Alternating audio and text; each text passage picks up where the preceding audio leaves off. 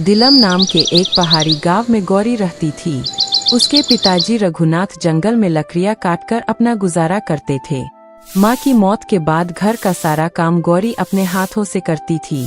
समस्या उस दिन शुरू हुई जिस दिन रघुनाथ लकड़ी काटते समय पैर से गिर पड़े और लगभग अपाहिज हो गए। एक बार फिर सोच ले बेटी, घना जंगल है और तू अकेली लड़की है। लड़की हूँ तो क्या हुआ पिताजी, अगर आज मैं नहीं गई तो हमें खाने को कुछ नहीं मिलेगा। जंगल में बहुत परेशानियां होती है।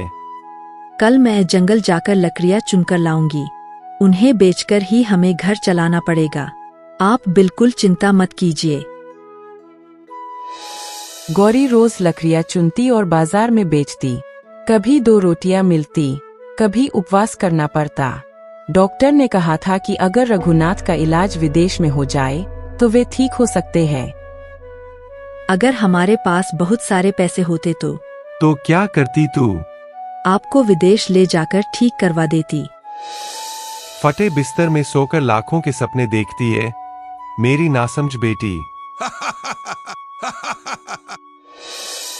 एक दिन जंगल में लकड़ियां इकट्ठा करते हुए गौरी ने देखा कि कुछ लोग घोड़ों पर सवार होकर एक बंद गुफा से बाहर निकले।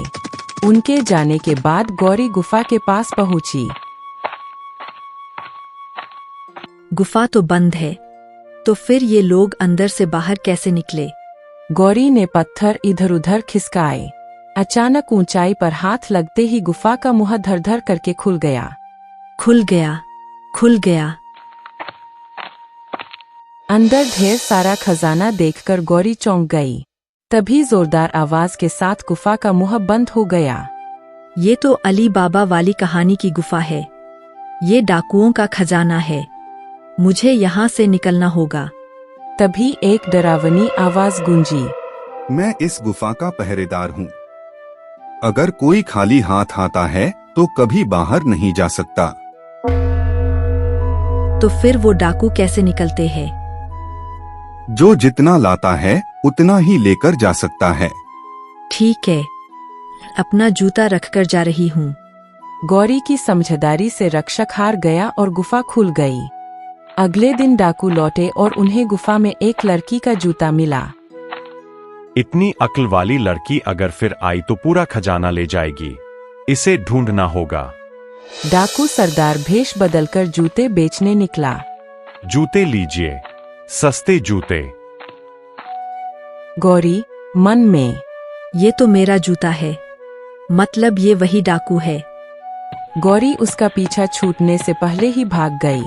डाकू ने उसका घर पहचान लिया। पिताजी, हमें यहाँ से जाना होगा। लेकिन क्यों? अभी मत पूछिए, मुझ पर भरोसा रखिए। रात को डाकुओं के जाने के बाद गौरी फिर गुफा पहुंची। इस बार हाथ में एक पत्थर था। मैं खाली हाथ नहीं आई हूँ। इस पत्थर के बराबर खजाना लेकर जाऊंगी। मैं तुम्हें रोक नहीं सकता।